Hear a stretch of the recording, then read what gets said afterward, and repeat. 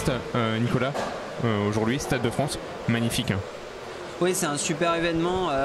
On n'arrête pas de le dire, mais je pense qu'il faut toujours rappeler, féliciter Max Mamers, Claude Michy et Benoît Abdelatif qui organisent cet événement, parce qu'il faut être un peu fou pour faire ça. Et voilà, et puis même une fois que tout est en place, qu'il y a le public et tout, on peut que les remercier, parce que vivre des moments comme ça, c'est quand même extraordinaire. Bon, la saison, comment ça s'est passé cette saison Je dirais en général, conformément un peu aux attentes que j'avais, je revenais quand même après plus de 6 ans vraiment d'absence, donc je m'étais un peu fixé de réapprendre, quand même d'être de plus en plus performant.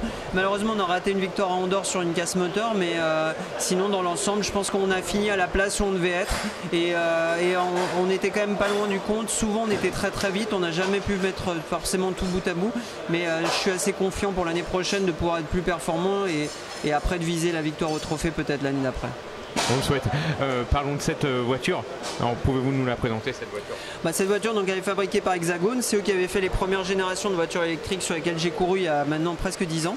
Et donc cette année, on a eu, qui est à Paris déjà l'année dernière, mais un upgrade avec une voiture 4 roues motrices, 4 roues directrices, exactement comme les thermiques. Donc elle pèse un peu plus lourd, parce qu'avec les batteries, tout ça, elle pèse à peu près, c'est 1080 kg avec pilote, alors que les autres sont à peu près 1020. Sinon c'est très très performant. On a dû faire une sorte de balance de performance, on a dû réduire la puissance des voitures, sachant que les thermiques sont normalement à 340 chevaux, celle-ci on équilibrait à peu près, on a équilibré entre 270 et 300 pendant la saison, donc ça montre que même malgré le poids, elles sont plus performantes. Et donc voilà, il y a quand même une ergonomie de conduite qui est assez incroyable, puisqu'on a les deux mains sur le volant, un accélérateur, un frein, et c'est quand même plutôt facile. L'avenir de l'électrique?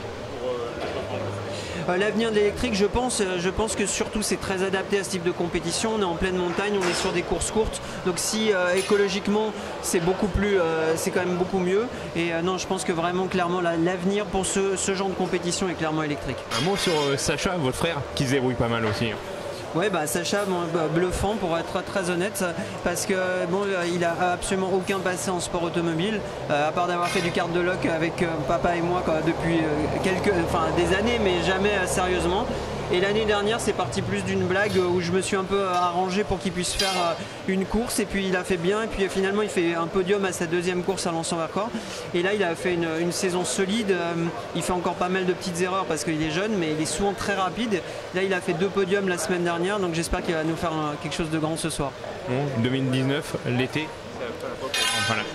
on a annoncé hier que je rejoignais Alpine pour faire le GT en France au sein du team Redélé. Donc voilà, un nouveau projet très motivant pour moi.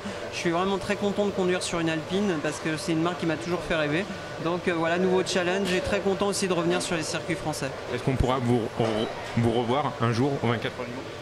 Oui, pas du tout mis de côté. Ça me ferait très plaisir de revenir au Mans. Plutôt, je pense, dans une LMP2 compétitive, c'est un peu ce que je viserais.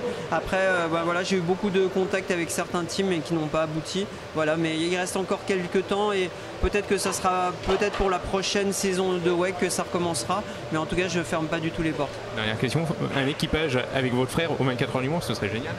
Non, je pense que là on n'est pas du tout dans l'optique. Sacha, il travaille, il a une marque de vêtements à lui qui se développe énormément.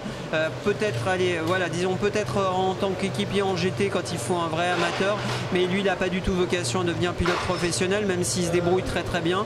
Et puis il est surtout très doué pour la glisse, donc peut-être plutôt les deux dans la même voiture au trophée Andros. Merci Nico. Merci beaucoup. Merci. Merci.